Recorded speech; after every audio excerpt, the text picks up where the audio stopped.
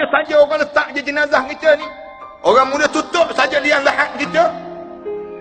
Malaikat yang berdiri ni menunggu je ke bumi jenazah kita sampai pagar lutut je. Bila sampai pagar lutut, bergerak dah malaikat di hujung kaki. Bergerak datang di hujung kaki ni, diri di hadapan muka kita. Mula halau solat kita, halau. Zakat dihalau. Haji dihalau. Sedekah dihalau. Semua dihalau. Saya ulang banyak kali di mana-mana pun. Satu je dia tak boleh halau, tuan-tuan. Saya baca dalam hadis Rasulullah sebut, satu je dia tak boleh halau, Quran. Quran yang kita baca sebelum mana subuh. Innal Quran al-fajr kana mashhuda.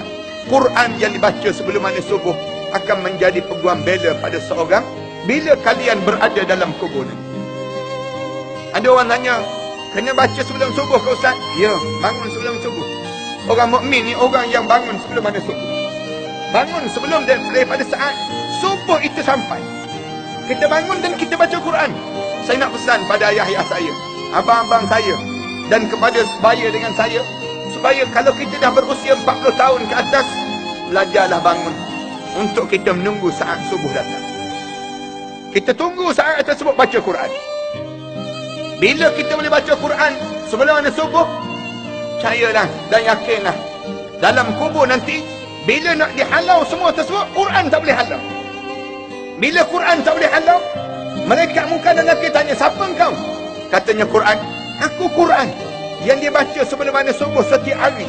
Dia baca dan aku menjadi peguam bela pada dia sekarang. Kalau kamu nak tanya, kamu tanya aku. Jangan kamu tanya pada dia. Jangan tanya pada dia. Kerana aku menjadi peguam bela untuk dia.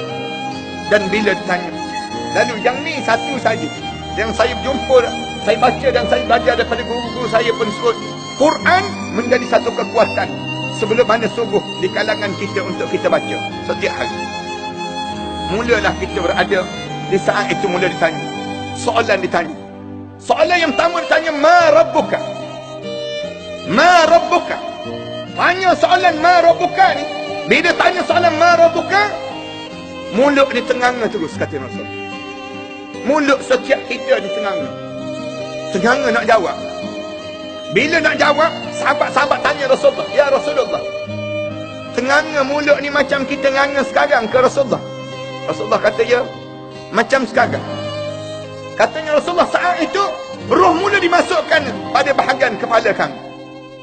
Ada satu riwayat kata di bahagian bawah kepada yang disebut dengan dagu kami. Digambarkan demikian.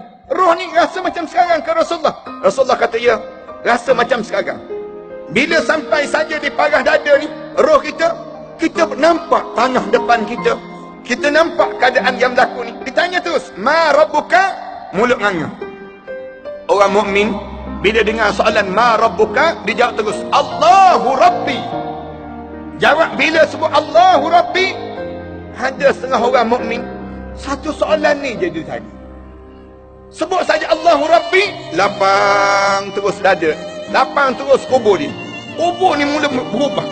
Lapang kubur dia, mula meluas kubur ni, nampak hijau saja terus. Dalam keadaan rumput mula tumbuh terus. Rumput-rumput mula tumbuh. Saat inilah malaikat munkar dan nakir akan letakkan seorang sandar kat dinding dalam kuburan. Ada hamba Allah yang ditanya satu soalan, dia jawab dan dia selesai terus. Selesai jawab. Dan doalah mudah-mudahan kita, insya-Allah. Dan ada orang yang tak ditanya langsung. Ada orang yang tak ditanya langsung. Siapa yang tidak ditanya langsung? Rasulullah sebut, orang yang meninggal dunia dalam keadaan dia baru selesai membaca surah Al-Mulk, kemudian dia meninggal dunia dalam keadaan dia selesai saja membaca surah Al-Mulk. Bila selesai saja membaca surah Al-Mulk, masuk dalam kubur, tak ada soalan. Malaikat munkar dan nakir pun tak ada. Yang disebut dengan pertanyaan tak ada. Azab kubur pun tak ada. Kubur dia berubah menjadi taman pada taman-taman itu. Satu saya ulang banyak kali, tolong hafal surah Al-Mulk. Surah yang paling senang untuk kita hafal. Tak panjang pun, 30 ayat dia. Biar di bibir kita di surah Al-Mulk. Surah Al-Mulk ni, Tabarakallazi biyadihil mulk wa huwa ala kulli syai'in qadir. 30 ayat je. Hafal. setiap hari ni baca surah Al-Mulk dalam hidup kita. Ada orang ditanya soalan, 2 soalan dalam riwayat sebut 2 soalan. Ma rabbuka? Ditanya soalan yang kedua. Man hadzal rajul? Siapa lelaki ini? Ditanya tentang Rasulullah. Wa ma nabiyyuka? Bila dijawab Muhammad nabiyyi, rasuli, disebut demikian. Bila sebut saja Nabi Muhammad, lapang terus kubur dia. Ada orang ditanya 5 soalan. Ma rabbuka? Wa ma nabiyyuka? Wa ma dinuka? Wa ma kiblatuka? Wa ma...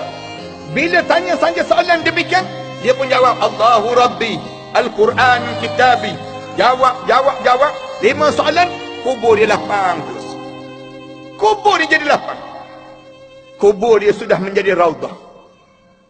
Bila disandarkan ke dinding, sandar saja ke dinding, melurut saja kain kapan itu turun. Kita pun tengok, Allah, meninggal dunia dah aku, ya Allah. Meninggal dunia dah aku, ya Allah. Mereka kata, cuba kamu tengok tu. Tengok keadaan hari ni. Saat mana mentari nak tenggelam, matahari nak tenggelam ni, mereka tunjuk. Cuba tengok matahari yang tenggelam. Dia pun tengok. Bila dia tengok saja matahari nak tenggelam sebut, dia sebut, malaikat, aku tak semayang sah lagi malaikat. Tak semayang sah lagi malaikat. Oleh kerana hidup ni jaganya solat. Hidup ni jaga solat. Tengok matahari nak tenggelam, dia sebut pada Allah. Sebut pada malaikat. Malaikat, tak semayang sah lagi malaikat. Malaikat kata, la salata laka. Tak ada dah solat untuk kamu. Tak ada dah puasa untuk kamu. Tak ada dah haji untuk kamu. Tak ada dah yang disebut dengan pada diri kamu. Walakin numu kailal arusah. Tetapi tidurlah bagaikan malam pengantin baru untuk diri kamu saat. Mudah-mudahan inilah keadaan yang kita ingin. Tuan-tuan, orang mukmin ni tak berhenti begitu. Rasulullah sebut lagi.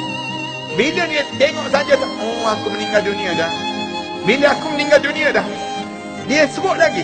Malaikat, ni yang warna hijau cantik ni, kemudian nampak pula daun-daun, rumput-rumput yang tumbuh ni malaikat.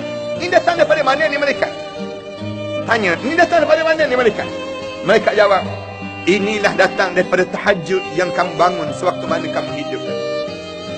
Tahajud yang kita bangunkan, malam-malam bangun tahajud.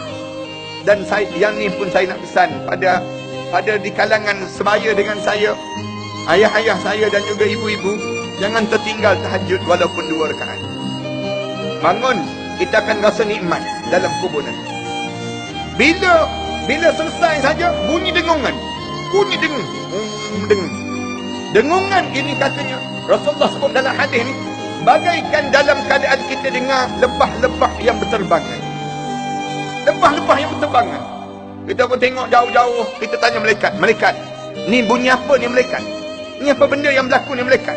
Malaikat jawab, itulah daripada ruh-ruh mereka yang telah meninggal dunia, dikumpulkan di Illiyin, sedang datang untuk menziarahi kamu pada hari ini. Oh, kita kata ruh-ruh, arwah ayah kita, arwah datuk-datuk kita mula datang.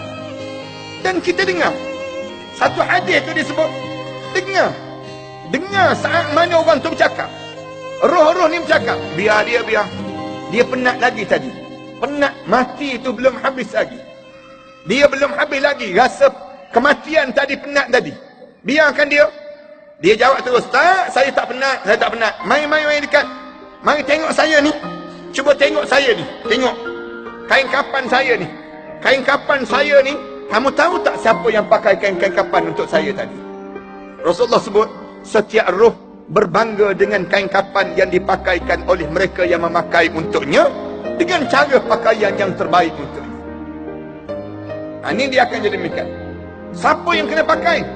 Saya sebut di antara orang yang paling terbaik untuk pakaikan pakaian untuk kita siapa? Anak kita yang paling saleh. Sentiasa pesan pada mereka, bila abah meninggal dunia, umi meninggal dunia, kamu kena siapkan pakaian untuk abah dan umi. Bukan itu saja, bila pakai ni, kita dah mula tunjuk pada dia.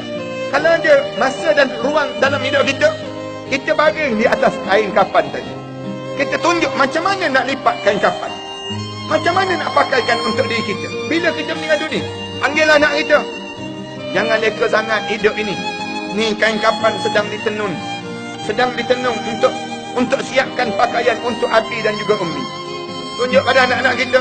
Bila kita baring saja atas kain kapan tersebut, baring tunjuk pada dia. Kemaskan kain kapan ni macam ni.